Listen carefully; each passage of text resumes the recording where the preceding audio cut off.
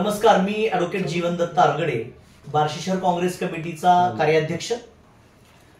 आम्ही बार्शी शहर तालुका आणि जिल्हा कार्यकारिणी काँग्रेस कमिटीचे काही पदाधिकारी यांनी सन्माननीय पत्रकारांनी आम्हाला विचारलं की लोकसभा निवडणुकीसंदर्भात आम्हाला त्यातली काही जी लोकसभा निवडणुकीच्या संदर्भातली जी काही प्रतिक्रिया आहे त्या बाबतीतला विश्लेषण करण्यासंदर्भात आम्ही आज एकत्रित आलो आहोत। माझे सहकारी माझ्यासोबत आहेत आदरणीय सन्माननीय रणधीरराव गायकवाड साहेब, हे आमचे तालुका काँग्रेस कार्यकारिणीचे कार्याध्यक्ष आहेत। आमचे नेते सन्माननीय दत्ताजीराव गाडवे साहेब हे जिल्हा काँग्रेसचे उपाध्यक्ष आहेत। आदरणीय तानाजीराव दादा जगदाळे हे आमचे जिल्हा काँग्रेसचे वरिष्ठ उपाध्यक्ष आहेत। आदरणीय निलेश नाना मांजरे पाटील हे आमचे जिल्हा काँग्रेसचे जनरल सेक्रेटरी आहेत आणि आमचे काही पदाधिकारी सर्वच आज आमच्यासोबत आज इथं उपस्थित राहू शकले नाही। मात्र या निवडणुकीसंदर्भात लोकसभा निवडणूक जी आत्ताच नुकतीच झाली आणि ज्या निवडणुकीचा निकाल 4 जून रोजी आपण पूर्ण देशभरात ज्या पद्धतीने बघितला, तर या निवडणुकीच्या या बदलाचं जे श्रेय आहे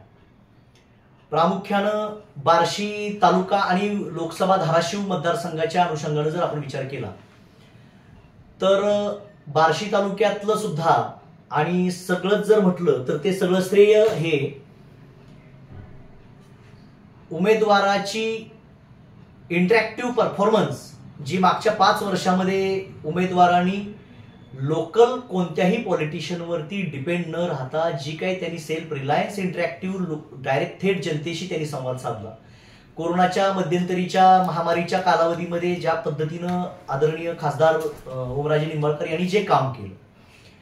डे टू डे कामकाजामध्ये सामान्य माणसाला हॉस्पिटलाइज करण्यापासून ते सर्वसामान्य गोष्टींपर्यंत सुद्धा किती संवेदनशीलतेने एखादा लोकप्रतिनिधी काम करू शकतो,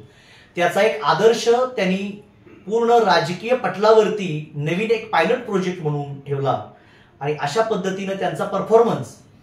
आणि बार्शी तालुक्यामध्ये आदरणीय माजी मंत्री आणि बार्शी तालुक्याचे लोकप्रिय नेते आदरणीय दिलीपराव सोपल साहेबांचा सुद्धा जो आतापर्यंत त्यांच्या 40-45 वर्षामध्ये जो त्यांचा सोशल ऍसेट आहे, त्या ऍसेटच्या माध्यमातून त्यांनी जी अहोरात्र लोकांची कामं केलेली आहे, त्यांचा प्लॅटफॉर्म, उमेदवाराची परफॉर्मन्स आणि देश पातळीवर ज्या काही सामाजिक आणि राजकीय विकृती भारतीय जनता पार्टीच्या माध्यमातून सत्तेचा दुरुपयोग करून केल्या गेल्या, ज्याच्यामध्ये नोटबंदी असेल, अतिरिक्त जीएसटीचं लागू केलं असेल, त्याच्यानंतर आणखी कोरोनाच्या कालावधीमध्ये काही केलेले स्कॅम असतील किंवा अन्य अशा ज्या काही राष्ट्रीय आणि राज्य पातळीवरती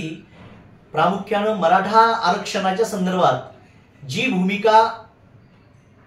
प्रश्न मिटवण्याच्या ऐवजी प्रश्न वाढवण्याची जी भूमिका राज्यातील देवेंद्र फडणवीस आणि त्यांच्या काही शिष्टमंडळांनी केलं, तर त्याचे अनुचित परिणाम, त्याचे दुष्परिणाम सुद्धा या निवडणुकीमध्ये बघायला पाहिजे। कारण ओबीसी आणि मराठा हा वाद या राज्यात कधीही नव्हता। ओबीसी आणि मराठा हे सगळेच हिंदू आहेत,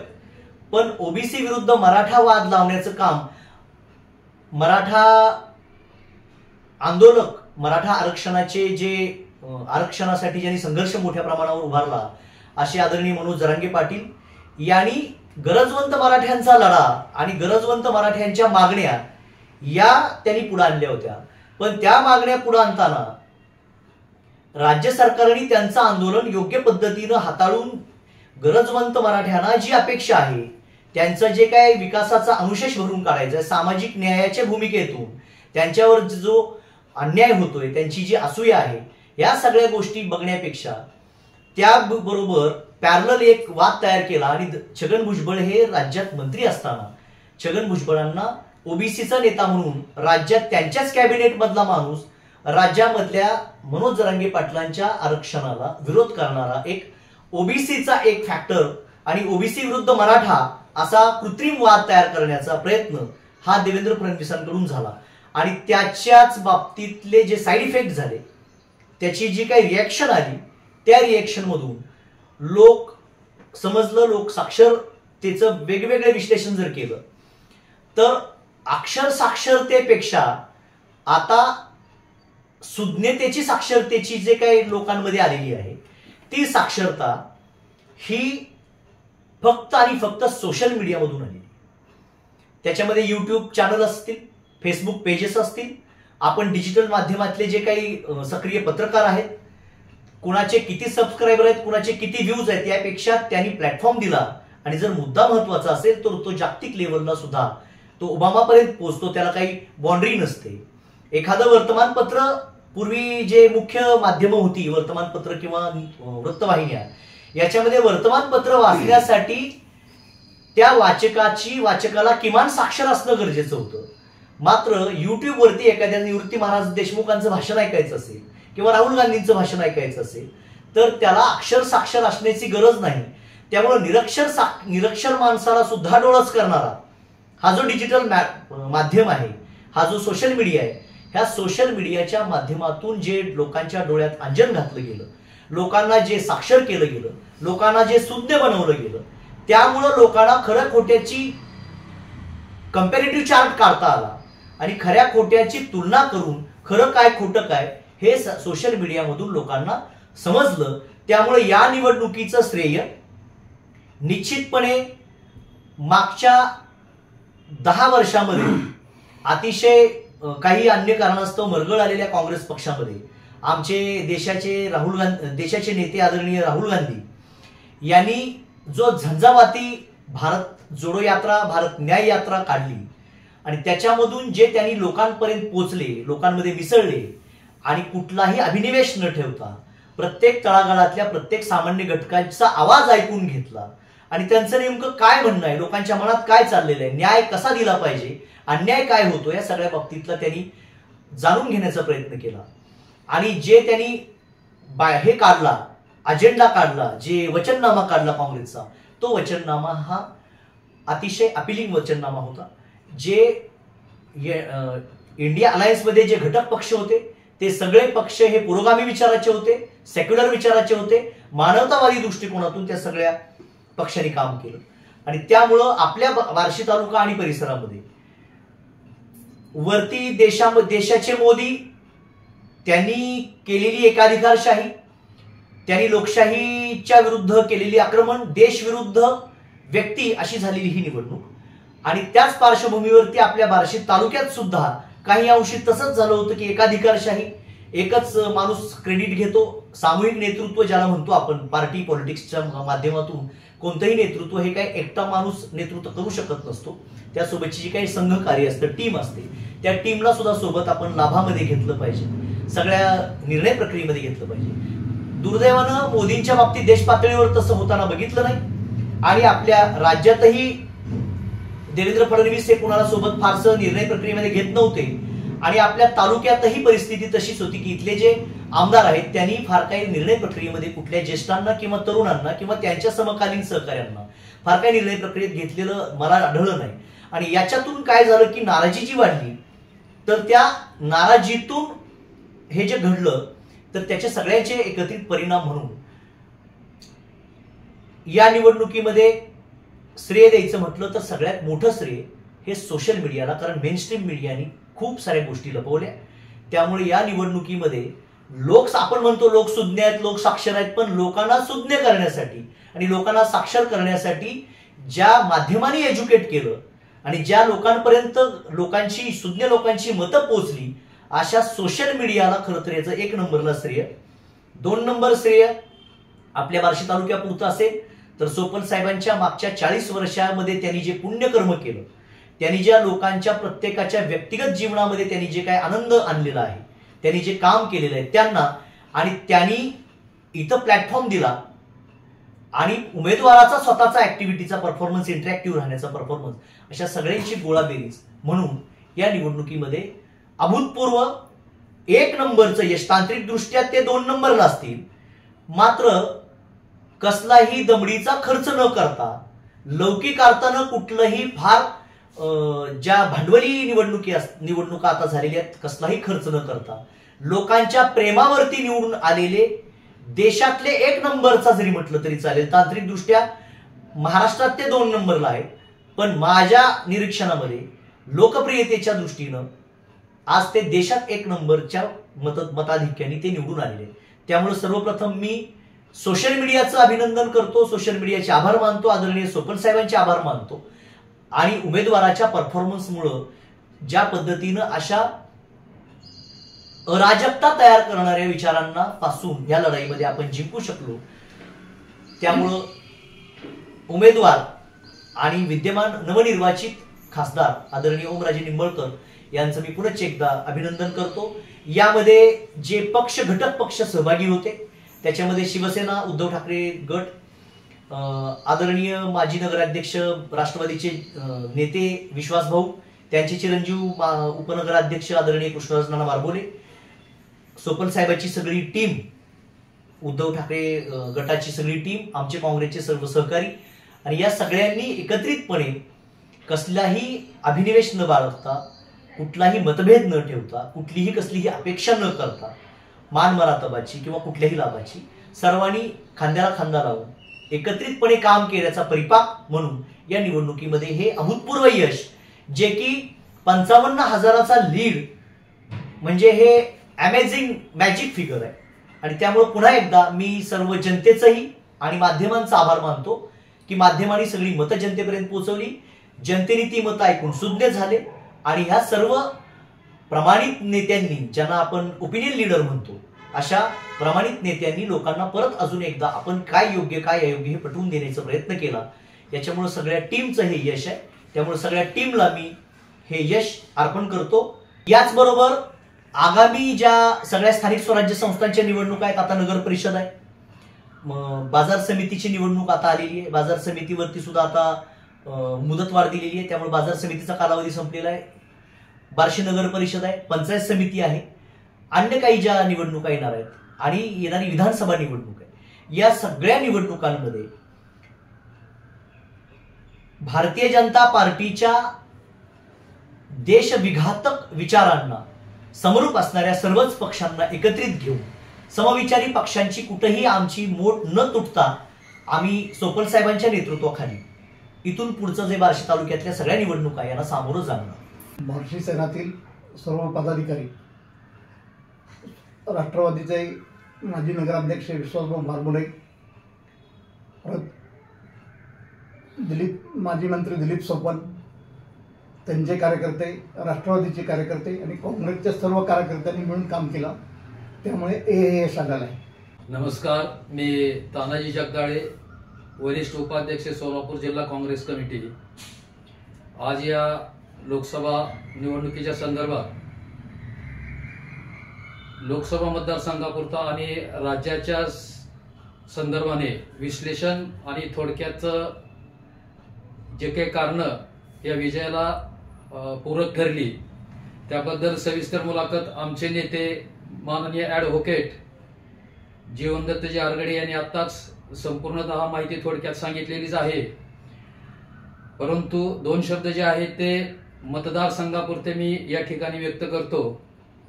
की प्रामुख्यानं ओमराजे निंबाळकर साहेब यांचं प्रत्येक मतदाराशी जे असलेला संपर्क होता, त्या संपर्काचा निवडणुकीच्या प्रक्रिया सुरू होण्यापूर्वीच खूप मोठा गाजावाजा झालेला होता. त्याचबरोबर या संदर्भामध्ये प्रामुख्यानं गेल्या 6 महिन्यात म्हणजे ऑगस्ट 2023 पासून जो आंतरवाली सराटीमध्ये भ्याड आणि अतिशय निर्गुणपणे जो हल्ला त्या ठिकाणच्या माय भगिनी मातांवर झाला, त्यावेळेस पासून प्रखर्षानं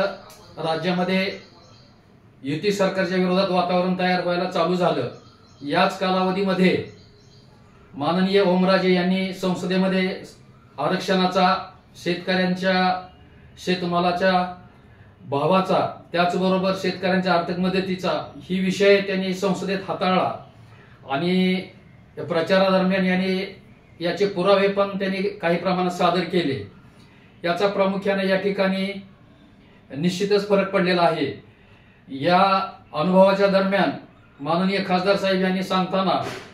त्यांना झालेले फोन हे सर्व कामाच्या निमित्तानं तर होतेच, पण बऱ्याच वेळा तरुण मुलांनी की दादा खरोखरच फोन उचलतात का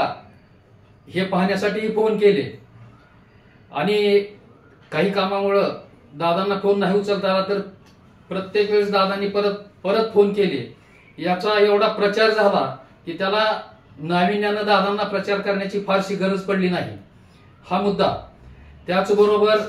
राज्यात युती सरकारच्या विरोधातलं वातावरण आणि बार्शी तालुक्यापुरतं पाहायचं झालं तर या ठिकाणची सत्ताधाऱ्यांच्या बद्दलची असलेली नाराजी माननीय माजी मंत्री दिलीपरावजी सोपल साहेब, माजी नगराध्यक्ष माननीय विश्वास भाऊ यांचं नियोजन आणि त्यांच्या कार्यकर्त्यांचं संपूर्ण प्रयत्न आणि आमच्या काँग्रेस पक्षासह सर्व मित्र पक्षांनी घेतलेले कष्ट, या सर्वांच्या मदतीतूनच हा विजय झाला असं माझं स्पष्ट मत आहे. त्याचबरोबर या निमित्तानं तालुक्यातील आणि पूर्ण लोकसभा मतदारसंघातील सर्व मतदारांना जाहीरपणे मी आभार मानतो आणि धन्यवाद देतो. नमस्कार, मी निलेश मांजरे पाटील, सोलापूर जिल्हा काँग्रेस कमिटी सरचिटणीस. या आत्ताच्या लोकसभेच्या ज्या निवडणुका झाल्या, या उस्मानाबाद लोकसभा मतदारसंघामध्ये आदरणीय ओमराजे निंबाळकर हे जवळपास 3.5 लाख मतांनी निवडून आलेले आहेत. त्याबद्दल सर्वप्रथम मी जनतेचे आभार मानतो आणि त्यानंतर दादांचे मानतो, कारण या जनतेने ही निवडणूक हातामध्ये घेतली होती. या भाजपच्या लोकांनी जे कटकारस्थानं केली आणि त्याचबरोबर आमचे नेते, देशाचे नेते राहुलजी गांधी यांनी या भारत देशामध्ये भारत जोडो यात्रा असेल किंवा अन्य काही इव्हेंट्स असतील, या माध्यमातून जनतेला भाजप काय चुकीचं करतो किंवा काय बरोबर करतो हे लक्षात आणून दिलं. त्यामुळं ही निवडणूक जी आहे ती हुकुमशाही विरुद्ध लोकशाही अशा पद्धतीने ही निवडणूक झालेली आहे आणि भरघोस प्रमाणात यश हे आपल्या महाराष्ट्रातून बघायला मिळालेलं आहे. तसं पाहायला गेलं तर आज महाराष्ट्रामध्ये सर्वात मोठा पक्ष म्हणून या लोकसभेमध्ये फक्त काँग्रेस पक्ष हा काँग्रेस पक्षाने दाखवून दिलेला आहे सर्वात मोठा पक्ष म्हणून. त्याचबरोबर आज आम्ही मगाशी बातम्या पाहत असताना गेल्या पंचवार्षिक मध्ये आपण जे पाहत होतो त्यावेळी मोदी सरकार हे नियमित त्यांचा जप चालू असायचा. परंतु आम्ही आता मगाशी सर्वजण मिळून बसलो होतो त्यावेळी बातम्या पाहत होतो, त्यावेळी मोदी सरकारची घोषणा एकदाही किंवा शब्द पण झाला नाही. एनडीए सरकार किंवा एनडीएची विषय होत होता. याच्या माध्यमातून असं जाणवतं की एवढं यश मिळालेलं आहे तर हे सर्व जनतेने निवडणूक हातात घेतली होती, त्यामुळे हे यश प्राप्त झालं आहे असं मला वाटतं. आदरणीय सोपल साहेब असतील, आदरणीय विश्वास भाऊ असतील, आमचे नेते ऍडव्होकेट जीवनदत्त आरगडे असतील, यांनी संपूर्ण आपल्या तालुक्याचं नियोजन करून जवळपास बार्शी तालुक्यातून 55,000 मतांचा लीड ओमराजेंना दिलेला आहे आणि ते श्रेय सर्व मतदारांचं आणि बार्शी तालुक्यातील नेत्यांचं आहे असं मला वाटतं. एवढं बोलतो, पुन्हा एकदा ओमराजे निंबाळकर यांचं अभिनंदन करतो आणि या ठिकाणी थांबतो. नमस्कार, मी रणधीर उत्तमराव गायकवाड, कार्याध्यक्ष बार्शी तालुका काँग्रेस कमिटी. आज लोकसभेच्या निकालाच्या नंतर जो खुलासा करायचा प्रतिक्रिया, त्या माध्यमासाठी आज आपण इथे जमलेलो आहे. धाराशिव जिल्ह्यातून 3,30,000 मताधिक्याने निवडून आलेले आपले खासदार ओमराजे निंबाळकर साहेब यांचं बार्शी तालुका बार्शी काँग्रेसच्या वतीनं मी हार्दिक अभिनंदन करतो आणि ह्या विजयाला बार्शी तालुक्यातील काँग्रेस, सर्व काँग्रेस पक्ष आणि महाआघाडी, त्यामध्ये आमचे काँग्रेस कमिटीचे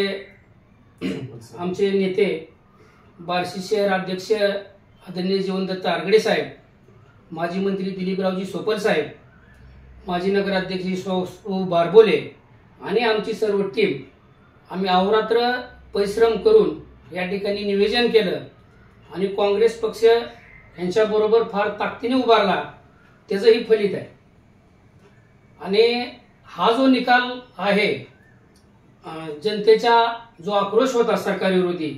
किंवा सरकारची शेतकऱ्याविषयीची चुकीची धोरणं, हुकुमशाही पद्धतीनं देश चालवणं संविधान बदल, ह्या पेट्रोल महागाई असेल, महागाईने त्रस्त झालेली जनता, ह्या सर्व गोष्टीच्या विरोधामध्ये हा जनतेने दिलेला कौल आहे. आणि ह्या कौल देत असताना बार्शी तालुक्यामधून जो 55,000 मताचा लीड गेलाय त्याबद्दल मी तालुका अध्यक्ष या नात्याने बार्शी तालुक्यातील तमाम मतदारांना, महाविकास आघाडीच्या मतदारांचे मी आभार मानतो आणि पुन्हा एकदा आदरणीय खासदार ओमदादा निंबाळकर यांचे अभिनंदन करतो.